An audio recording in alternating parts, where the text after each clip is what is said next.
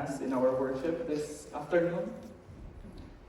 Okay, so this is our first worship service for 2025 because last Sunday it was a joint service with ICAC, right? So, yeah, and you know how we, you know the drill, right? How we start our service with a story. Okay, so I'm sure that for many weeks that you've been attending our church, right? You already know that the pastor would always begin his sermon with a story or with a joke. So, have you ever wondered why do we begin our sermons with jokes or stories or funny thing, right? So, for me, the main reason is that I don't want the joke to be the last thing that you will hear from me. So, it's better if I say it at the beginning. I'm sure that, when your family is not here, you might be roasting the pastor or whatever, or maybe one of the questions you will ask, anong joke ni pastor mo yun? Or something like that. But, well, not to disappoint you, so we will start with the joke again this week. Okay. So, anyway, so it's New Year, but nothing's really new, actually. Okay, so let me begin with this story about a woman who bought a talking parrot. Right? But she was surprised to realize that all the parrot can say or do is to swear and say mean and insulting words. Like in the Philippines, people would, teach you maina or bird, like, pangit, pangit, something like that. Right? So, but this parrot is different. It's really swearing, yeah. So, and it's really bothering for this lady. So she tried to, she tried everything to change the behavior of this parrot. She spoke to it politely, and she tried to bribe it by giving it treats, and she tried to ignore it one time, but nothing really works. So one day, the woman was, she was so exhausted and she could not bear it anymore. So what she did is she put the parrot inside the freezer for a couple of minutes. Right? So when she took out the parrot, it was surprisingly quiet. And then finally it spoke again and said, please forgive my verbal indiscretions. Yes, a parrot can say that word. Verbal indiscretions. Forgive me. I promise to change my behavior. I promise that it will not happen again. But please allow me one question though. Right? What did the chicken do to deserve that? So the parrot must have seen the chicken inside the freezer. So she thought maybe, this chicken is really bad. Anyway, so that is what repentance looks like, right? It's a radical change of heart. It's a radical change of behavior. Sometimes it could be motivated by fear or, whatnot. But, our topic for today is fresh beginning. And as we look forward to this year, how are we starting this year? Maybe it's a good time for us to reflect. And our story, or the passage that we are reflecting on this afternoon, is based on Luke chapter 3, verse 15 to 17 and verse 20. So let me just read to you. Verse 15. People's hopes began to rise, and they began to wonder whether John perhaps might be the Messiah. So John said to all of them, I baptize you with water, but someone is coming who is much greater than I am. I am not good enough even to untie his sandals. He will baptize you with the Holy Spirit and fire. He has his winnowing shovel with him to thresh out all the grain and gather the wheat into his barn. But he will burn the chaff in a fire and that never goes out. After all the people had been baptized, Jesus also was baptized. While he was praying, heaven was opened, and the Holy Spirit came down upon him in bodily form like a dove. And the voice came from heaven, You are my dear Son, I am pleased with you. So basically, we understand baptism to be one of the ordinances that Jesus entrusted to his disciples. Some people call it sacraments because it's part of this idea about our salvation, how the Lord Jesus, when we encounter him, he transforms our life from death into a new life. Right? So baptism is actually a symbolism of the change that happens inside a person's life or in a person's life. As he experiences new life in Christ. So when you are baptized, you are immersed in the water, symbolizing the death. And when you are lifted out of the water, it symbolizes new life. Right? So it seems like, everybody who is baptized, like, in the context of the church, they are being given a reset button. Can you imagine your life having a reset button? Having to start anew. Having a fresh start. I think that's one thing that people look forward to every new year. You write down your New Year's resolution because this year we hope and expect that we are a new person, or we would like to become new people of God, or we become, we would like to be transformed, right? So, we would like to lose weight or whatever, or, things like that, right? So in other words, people have that, this idea of having to reset your life. Parang gadget. I hope you wish, life is like a gadget that you can reset.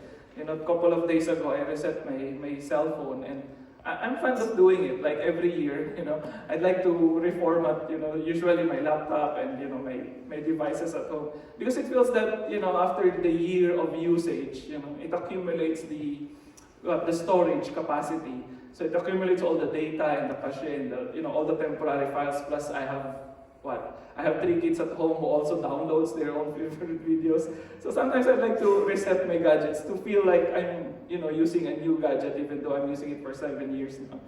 But the struggle is when you reset the button, sometimes it's very hard to restart again. You have to reinstall everything, etc., right? But, and also with life, can you imagine your life having this kind of opportunity? To reset everything. But resetting everything, having a fresh beginning, it's not always easy as well. Right? And so as we look into this practice, as we look into this ceremony or ritual of baptism, we will notice that in the Bible, this is not just a simple ceremony or ritual for the people of God. But it has profound meanings, beginning from the Old Testament. If you look at 1 Corinthians chapter 10, this is where Paul draws his idea, for the church. That for the Apostle Paul, in 1 Corinthians chapter 10, especially in verse 2, he said that the Israel in the wilderness, their ancestors who followed Moses, they were all under the protection of the cloud and all passed safely through the Red Sea. In the cloud and in the sea, they were all baptized as followers of Moses. All ate the same spiritual bread, etc. Everything happened, right? So, in the Old Testament. But the Apostle Paul sees this experience of the Israelites as a way of initiating them into coming into the promised land. And they're passing through the Red Sea. It's a form of baptism as well because there's the element of water. And what did the Apostle Paul say in verse 6? All of this is an example for us to warn us not to desire evil things as they did. So in other words, the baptism that the Israelites went through, it's a model for the church, but at the same time, it's a warning. Because this baptism thing or this ceremony, it has a lot of meaning for these people. Basically baptism means to immerse. To immerse in water. That's why in many denominations there's this ongoing debate whether what is the proper way of baptizing. Should it be by immersion, you dip your whole body or the whole person into the water, or it could be just pouring, So some people debate that and they say that immersion is better because you baptize the whole person. Because sometimes when you baptize by pouring, you only baptize the head or, some parts of the body, but sometimes what if the hand is not baptized? So maybe the hand is not clean or whatever, right? But for me, that's minor thing, right? That's secondary, the manner of baptism. What's important is the element or the meaning is well communicated, whether you practice it by immersion or whatnot or whatever manner of baptism you went through. The important thing is you understand what this ritual means, what this ceremony means for you. Right? So, as I said, the meaning and purpose should be the most important here. So, first of all, let's just look how this practice of baptism started. This practice of washing goes back to the time of the Old Testament. Because biblically, in the story of Israel, when they went out of Egypt, and they were given the law of Moses in Exodus chapter 19. Before they faced the Lord, they were required to wash their clothes and, of course, to wash their body or to take a bath, literally. Right? And aside from that, in Exodus chapter 30, verse 17 to 21, and also in Leviticus, there is this elaborate explanation of how the priests are required to wash themselves. Before they begin their work in the temple, they have to wash their hands and their feet, right? So why is this important for these people? Because you can imagine their life living in the wilderness. You live outside. You live, outdoor. Like in the wilderness or in the desert, and all the elements are there. right? And you walk there, you're not wearing boots or shoes as we are doing right now, you know. Most of them are just wearing sandals, or maybe they can step on something, you know. Maybe may nagpalakad ng aso, iniwan doon yung dumi, right? So sometimes, you know, people get dirty. And then when you enter the temple, when you enter the place of public worship, and you are carrying all these contaminants, these pollutants, you know, it's dangerous for the community. And in their community, when a person gets sick because of the bacteria in their hands or in their feet or in their body, it contaminates the whole village, right? So this washing idea thing is actually a way of protecting the community from being polluted, from being contaminated by disease or any virus that people could have got when they were outside. So it's very important, you know, to wash. You know, and then later on, the Jewish people developed this elaborate way of washing everything. So why not stop with hands and feet? Why not wash everything? Like in Mark chapter 7, verse 3 to 4, you see there the explanation of the writer of Mark, because the readers of the Gospel of Mark are primarily non-Jewish. You know, they're not Israelites. So, you know, Mark has to explain why is this important for the Jews, right? For the Pharisees to ask Jesus, because there was one time when Jesus was eating with his disciples, and they noticed that the disciples did not wash their hands. You know, and the Pharisees are quite upset and disappointed with Jesus and his disciples, because you're supposed to be a teacher of our culture or teacher of our people, but you know, you allow your disciples to eat without washing their hands. So, and here's the explanation by Mark. For the Pharisees as well as the rest of the Jews follow the teaching they received from their ancestors. They do not eat unless they wash their hands in their proper way. Nor do they eat anything that comes out from the market unless they wash it first.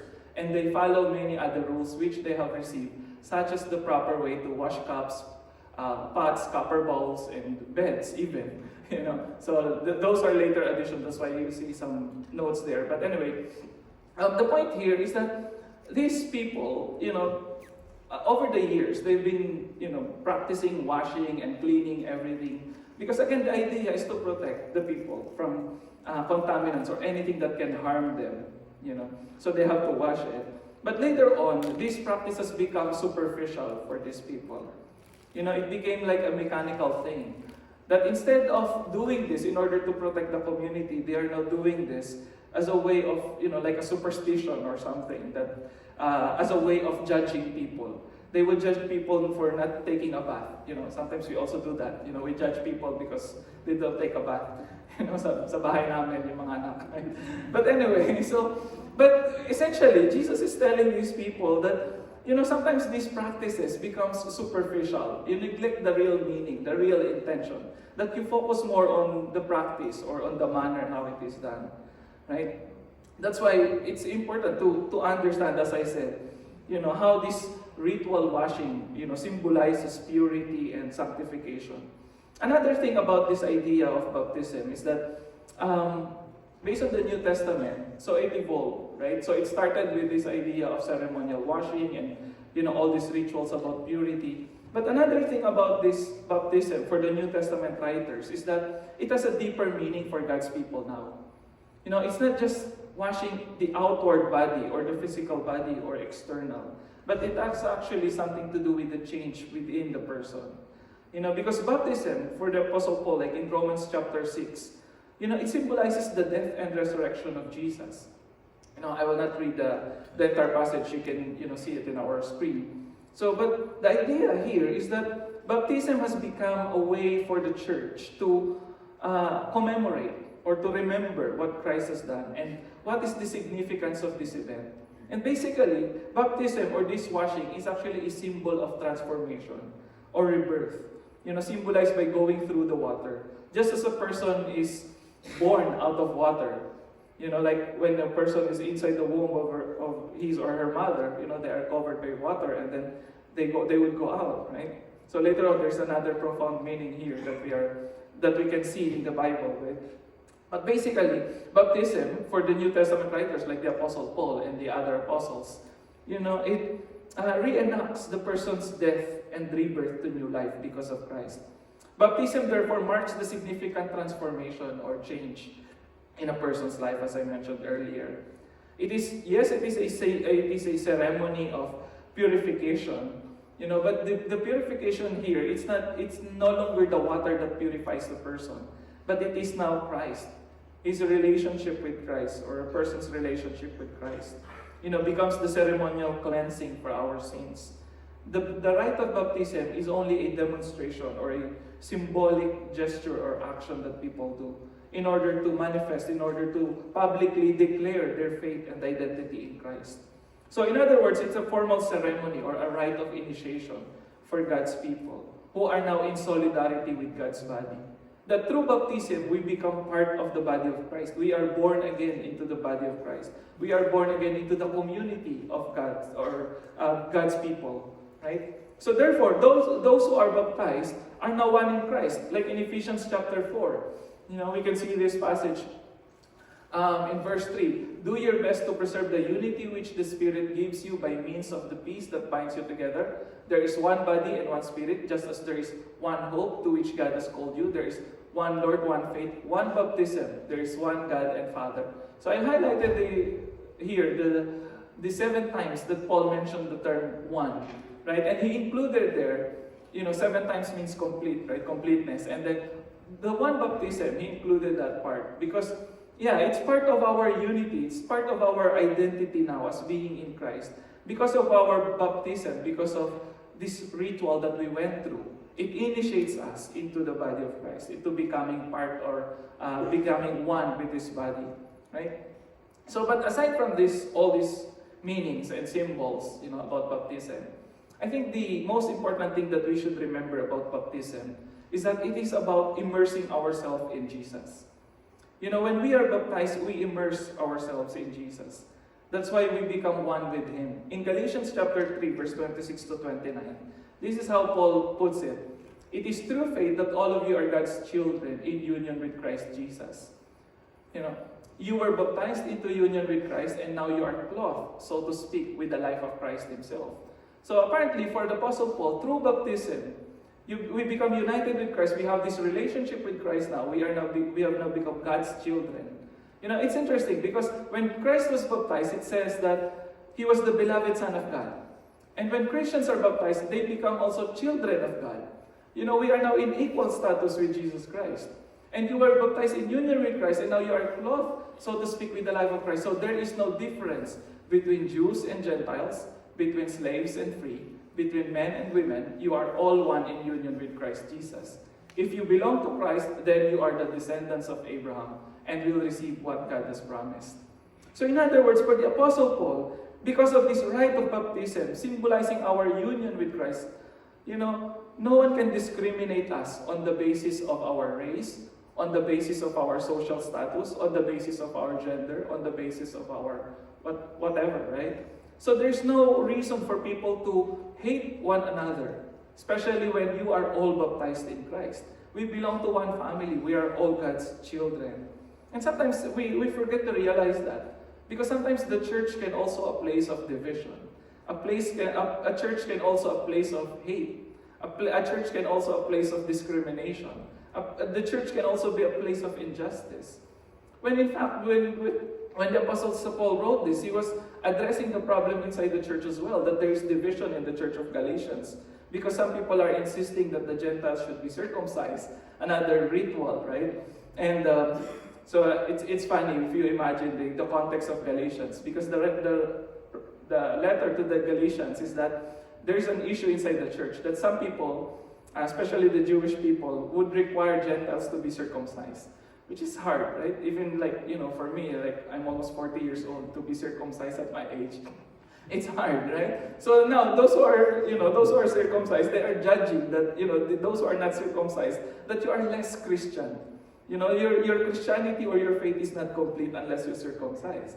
Right? So that's why some people are forced to go through that ritual. But what Paul is saying is that if you are baptized with Christ, there's no need for you to be circumcised. Sorry for those who were circumcised yesterday. So because now we are now declaring that there's no need for circumcision, right? So you can just imagine the disappointment of those people. Right? But here, that's the point of the Apostle Paul here. Right? That no one can judge anyone inside the church. Because we are all baptized in Christ. Therefore, we should be united in this one body. We should be one in Christ. Because again, we are clothed by Christ. So, as I said, it's a symbol of being united with Christ. And at the same time, it is all about immersing ourselves with Christ. It is experiencing the life of Christ in us. Being clothed in Christ. Being covered by Christ. Baptism is not only a declaration of unity with Christ, but in terms of His death and resurrection, but it is also sharing in His life. Acknowledging His Lordship as the beloved Son of God. That's the point of Luke chapter 3, verse 20 to 21. It says there at the end, a voice came from heaven, "You are my own dear Son, I am pleased with you." So some people would use this passage as a support or, like a proof text for this doctrine of Trinity, that God is speaking there and you have the Holy Spirit in the form of the dove. But the point here is that when God declared Jesus to be His Son, that He is well pleased with, it means that Jesus has the power, over the lives of people. He is Lord of all. To be the Son of God is equivalent to becoming the King of the universe. So when the writers of the New Testament are writing this, they are telling the people that your loyalty, your submission, your commitment should belong to the Son of God, the only Son of God, and that is the Lord Jesus Christ. Not on any human being, not on any person or entity or system of government or whatever. It should not be on people, our loyalty as believers who are baptized in Christ, but rather our life should be saturated by the life of Christ. Therefore, we should submit to the Lordship of Christ as the Son of God. Baptism is about immersing ourselves in Jesus, enjoying His presence, because we are one with Him and we are clothed by His life, by this person, by the life of this person. Being baptized in Jesus means absorbing Him, making Him a part of our life. Kaya sabi natin, di ba, you accept Jesus into your heart. He becomes part of your life, your thoughts, your actions, your behavior. Therefore, our lives should now be hidden in Christ. In Colossians chapter 3, verse 1 to 4, this is what we also read. For you have died and your life is hidden with Christ. The word here, hidden, is interesting. Because hidden here is like, when you hide something in a safe box. They are safely secured. No one can take them, or no one can, because they are very precious or something. So this is also what Paul is saying. That when we are baptized in Christ, and when Christ becomes part of us, we are safely secured in Christ. And He is taking care of us. Right? Basically, we are safely secured. Our life is hidden and we have security in Him. So when we are one with Christ, therefore, the life of Christ should be the one that is manifested in our lives. It should be the face of Christ that is shining through us. Because when we are filled and clothed of Christ, where do you see your clothes? Is it outward or internal? It's outward, right? It's what people see when they look at you. The first thing that they notice is, not inside your heart or your liver or your intestine. What they notice first is your cloth, your clothing. What's external. So when Paul said that you are clothed with the life of Christ, the life of Christ should be the first thing that people notice on us. It should be the life of Christ that people see in us. Not our fashion or our choice of color or everything or anything, right? But it should be the life of Christ that should be manifested and demonstrated. So this is impossible if we just rely on our own. That's why we need the Holy Spirit. That's why in the Gospels, John baptized, his renewal movement, he baptized with water, but he said that Jesus Christ is greater than him because Jesus Christ will baptize His followers with the Holy Spirit. The life of Christ can become part of our life, and our life can be one with Christ through the Holy Spirit. In Luke chapter 3, verse 16, and even in John chapter 1, verse 33, that's what we read. That Jesus Christ came to baptize, with the Holy Spirit and fire, or He is the one who baptizes with the Holy Spirit. And it is, as I said, it is through the power of the Holy Spirit. It is not something from us. Right? It is the Spirit of God. Now, it's interesting, this idea of immersion or immersing, right? Like, for example, if you're looking at an empty cup, and the cup is empty, and then you dip it in a bucket of water. What happens to the cup and what happens to the water? The water saturates the cup, and at the same time, the water fills in the cup. It seems like that is what the Holy Spirit is also doing in our lives. When we accept Jesus Christ, we are baptized by the Holy Spirit. We are covered by the power of the Holy Spirit. And at the same time, the Holy Spirit fills us in.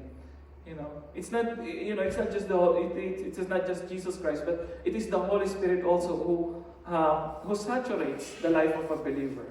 When we are immersed in the water, the water saturates the person that is immersed or deep in the water. Same thing with our lives. The life of Christ could be manifested if we immerse ourselves in Him. There's an interesting Tagalog word, babad. There's a song like that. Favorite na kinakanta namin before sa church, babad sa presensya mo. And it seems like that's the key here. For us to be filled by the Spirit, we have to immerse ourselves. Kailangan nating ibabad yung sarili natin. Spend time with God. Spend time with Jesus Christ. This morning, the preaching, interestingly, is also has connection. I heard Pastor Bill speaking about, discovering the mysteries of God by spending more time with God. That it cannot be done by just attending a 30-minute sermon. Sometimes my bonus, you can extend to 10 minutes depending on who the speaker is, right? But, spending 30 minutes or 50 minutes or 1 hour listening to sermon, it's not enough. That's not immersing. Our worship service here, it's just a foretaste. It should stimulate our appetite. That when we go home, we would like to experience more of this. So when we go home, we would like to read our Bible more. We want to pray more, and we want to spend more time in worship. That is what Christ should be doing, and that is what the Holy Spirit can do in our lives. When we recognize our emptiness and our need for the Holy Spirit to fill us, so that we can experience and enjoy the presence of God in our lives on a daily basis. We need the Holy Spirit to fill us so we can figure out the will of God. Look at Ephesians chapter 5. The Holy Spirit, we know that it is the promise of Christ to His believers who will remind them of every teaching, of everything that He taught them. So be careful how you live. Don't live like ignorant people, but like wise people. Make good use of every opportunity you have. Because these are evil days. Don't be fools then, but try to find out what the Lord wants you to do. How do you do that? Do not get drunk with wine, which will only ruin you. Instead, be filled with the Spirit. Again, this idea of liquid filling in us, filling us. Speak to one another. How do you do that? Being filled with the Spirit. Speak to one another with the words of psalms, hymns, and sacred songs. Sing hymns and psalms to the Lord with praise in your hearts in the name of our Lord Jesus Christ. Always give thanks for everything to God the Father. So how do you fill yourself with the Holy Spirit? Spending time in worship. Don't spend time in just watching reels or whatever. Sometimes reels is good, it's funny, right? But if you spend 3 hours just watching reels or any YouTuber, at home I tend to criticize my children. Every time they watch the TV and they would just turn on any YouTuber, you will notice that these YouTubers, they always speak about money. We spend $1 million on this, and we are giving away this much, and we are using this, high-end car or everything. That's what you learn in the world. And if you saturate your life with those kinds of materials and content, definitely that will be the one that will characterize your life. And I don't like this. I don't like that culture, to be honest. I don't like the culture of YouTubers, but if you open my laptop, you will see I'm following those people. But, I just want to see what you're watching. But, if you observe the world, that is what the world is telling us. That you saturate yourself with material things, that you saturate yourself with money and everything. But, as I said, money and material things, they are not reliable sources of security and peace in life. Only worshiping the true God, only worshiping the true Lord, that will give us real peace, through the Holy Spirit. And that's what we need to do. We need to saturate ourselves with the life of Christ through the Holy Spirit. So as we look forward to this new year, I think this is what Jesus is telling us this afternoon. He's offering us a fresh start, a fresh beginning. We have to go through a sort of, going through a baptism again. We need to rebaptize. I'm not telling that we, take a shower after this. What do I mean by going through baptism? We need to sanctify our life in Christ. We need to keep ourselves pure and wash away all the impurities. Wash away the pollutants. Wash away the viruses or anything that contaminates our life for Christ. You know, in the Bible, water in the beginning, in Genesis chapter 1, verse 1 to 3, water is the source of life as well. That's what we see there. That in the beginning, there's the Spirit of God hovering the face of the earth, and the earth is filled with water. And from that Spirit and water comes new life. And that is also what we see in the Bible. Water refreshes. Water rejuvenates. Especially during winter, sometimes, inside our house, or, things can be so dry, right? Because they're so cold, and then you turn on the heater. You need humidity, you need water, you need to drink after, sleeping for 10 hours, 12 hours, you're dehydrated, So you have to drink water, because water refreshes. And I think that is also what we need. We need to be refreshed by the Spirit of Christ. We need to experience the satisfaction of our thirst by soaking ourselves in the words and teachings of Jesus Christ. By immersing ourselves in the words of Jesus Christ. That will really satisfy our thirst for wisdom, for truth, for life. And we need to saturate ourselves with the power of the Holy Spirit. Always desiring to be filled. So, as we look forward to this new year, these are the things that I would recommend that we do as a church.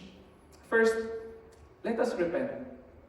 Let us take a first step for this year by looking back at what are our mistakes. I think there's nothing wrong about admitting that we have made mistakes. And we want to improve. And we want to wash away all the impurities in ourselves. The things that contaminate us. According to Hebrews chapter 12, the writer said that let us get rid of ourselves of the sins that easily entangles. And let us acknowledge that we cannot do it on our own. We need the life and words of Jesus Christ, the Son of God. We need His Holy Spirit to cleanse us in 1 John chapter 1, verse 7. We need to be saturated by the Spirit daily, to be filled by the power of the Spirit and by His anointing. Being baptized is not a guarantee that our life will be perfect. It doesn't mean that we will be, holy, or, that you'll be better than me, or, I better than you.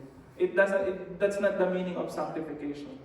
But being baptized in the Holy Spirit, it means that we are willing to go through this process of being transformed day to day, from glory to glory, until we reach that perfection in Christ.